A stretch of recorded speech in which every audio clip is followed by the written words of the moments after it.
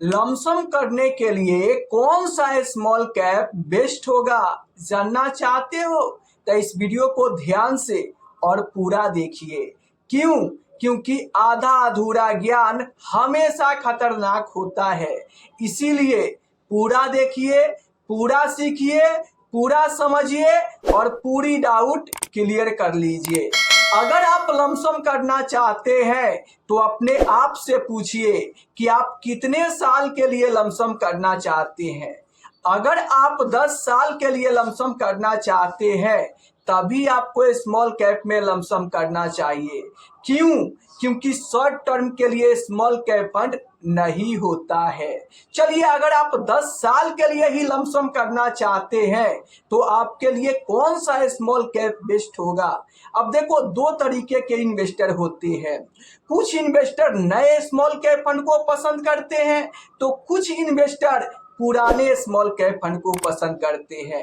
इसलिए मैं इस वीडियो में नए स्मॉल कैप फंड भी लमसम के लिए बताऊंगा और पुराने स्मॉल कैप फंड भी लमसम के लिए बताऊंगा। आप लोग कमेंट बॉक्स में पूछते हो ना कि मुझे लमसम करके बड़ा पैसा बनाना है, कौन सा फंड बेहतर होगा। तो देखो, बेस्ट फंड से बड़ा पैसा नहीं बनता है। बड़ा पैसा बनाने के लिए इन्वेस्टर भी बेहतर होना चाहिए। जानना चाहते हो क्यों? तो ध्यान से सुनो।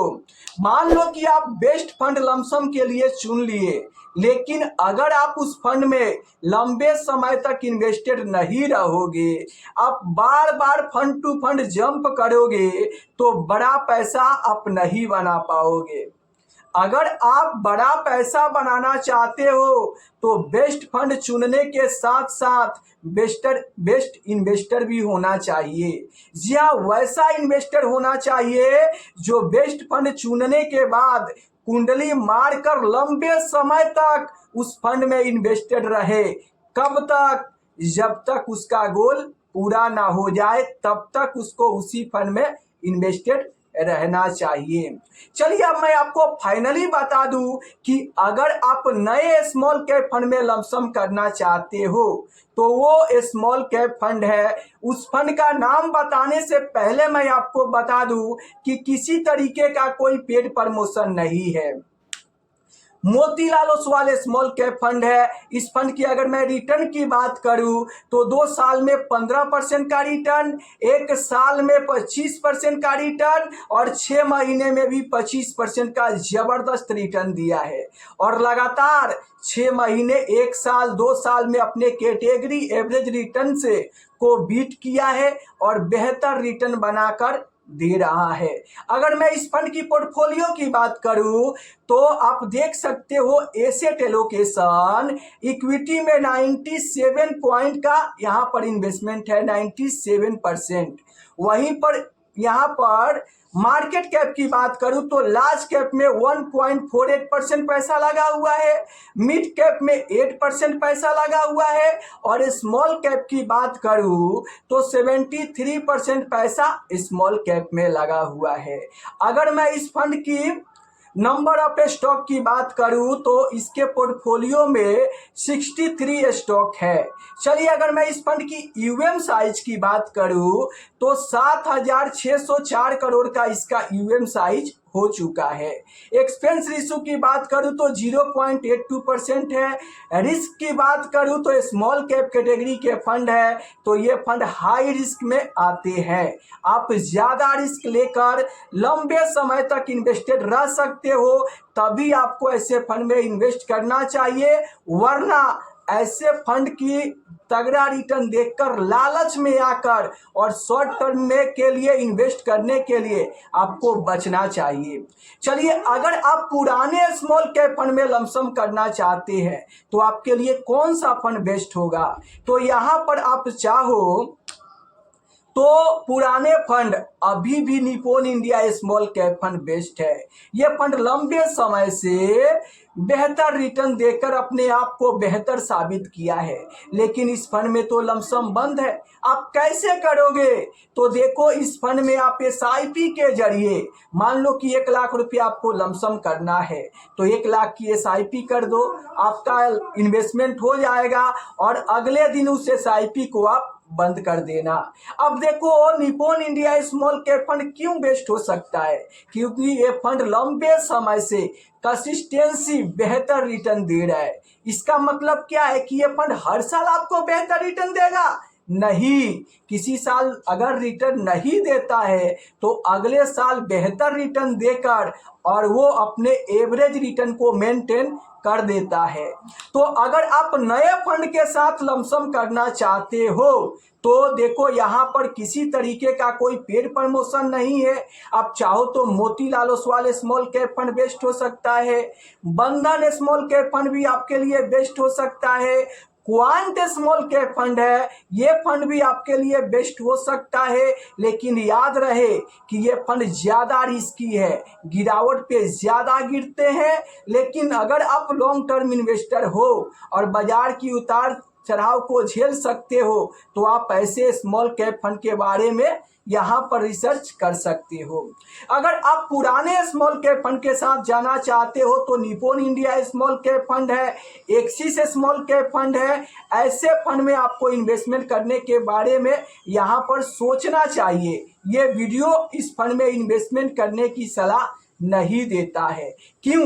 क्योंकि ये स्मॉल कैप कैटेगरी के फंड है, ये ज़्यादा रिस्की होते हैं, गिरावट पे ज़्यादा गिरते हैं। तो अगर आप बाजार की उतार चढ़ाव को ज़्यादा नहीं झेल सकते हो तो आपको ऐसे फंड में इन्वेस्ट करने से बचना चाहिए। क्यों? क्योंकि बहुत सारे लोग हैं जो स्मॉल कैप फंड का पिछले 3 साल का 5 साल का तगड़ा रिटर्न देखकर लालच में आकर वो इन्वेस्ट कर देते हैं और एक ही पोर्टफोलियो को दिन में 5 बार देखते हैं। एक ही रिटर्न को वो दिन में कई बार चेक करते हैं, जो कि ये सही डिसीजन नहीं है।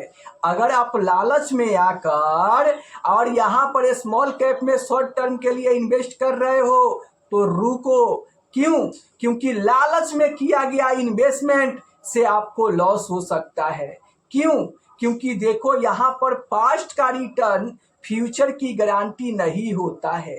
ये जरूरी नहीं कि बंधन स्मॉल कैप फंड ने पिछले 3 साल में 27% का रिटर्न दे दिया है तो आगे भी चल के आपको इतना ज़्यादा रिटर्न दे, ये कोई जरूरी नहीं है। इसीलिए आपको पास्ट का रिटर्न देखकर और फ्यूचर की गारंटी नहीं होती है। इसीलिए जब भी आप इन्वेस्टमेंट करने जाए तो आप लॉन्ग टर्म इन्वेस्टर बन के बाजार की उतार चढ़ाव को झेलते हुए लंबे समय तक इन्वेस्टेड रहते हो तो आप यहाँ पर स्मॉल कैप फंड से बेहतर रिटर्न की उम्मीद कर सकते हो। वैसे कोई रिटर्न की गारंटी नहीं होता है क्योंकि म्यूचुअल फंड जोखिम के अधीन होता है। लेकिन अगर आप स्मॉल कैप फंड में इन्वेस्टमेंट करते हो तो आपको large cap flexi cap fund से बेहतर रिटर्न यहाँ पर मिल सकता है। वैसे रिटर्न की कोई गारंटी नहीं होती है। अब क्यों लार्ज कैप फंड से बेहतर रिटर्न स्मॉल कैप में बन सकते हैं? क्योंकि ये स्मॉल कैप छोटी कंपनियां होती है, इसमें ज़्यादा पोटेंशियल होते हैं, जिसके चलते ये फंड लंबे समय में ज्यादा ग्रोथ आपको बनाकर दे सकते हैं और इस फंड में बड़ा वेल्थ बनने की उम्मीद हो सकती है।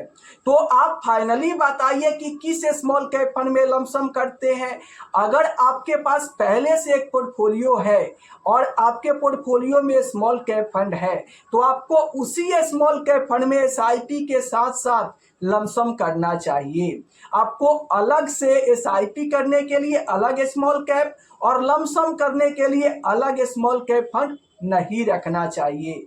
आपके पोर्टफोलियो में जो भी स्मॉल कैप फंड है उसी फंड में एसआईपी के साथ साथ आपको लमसम करना चाहिए। वही स्मॉल कैप फंड आपके लिए लमसम के लिए बेस्ट है जो आपके पोर्टफोलियो में पहले से शामिल है।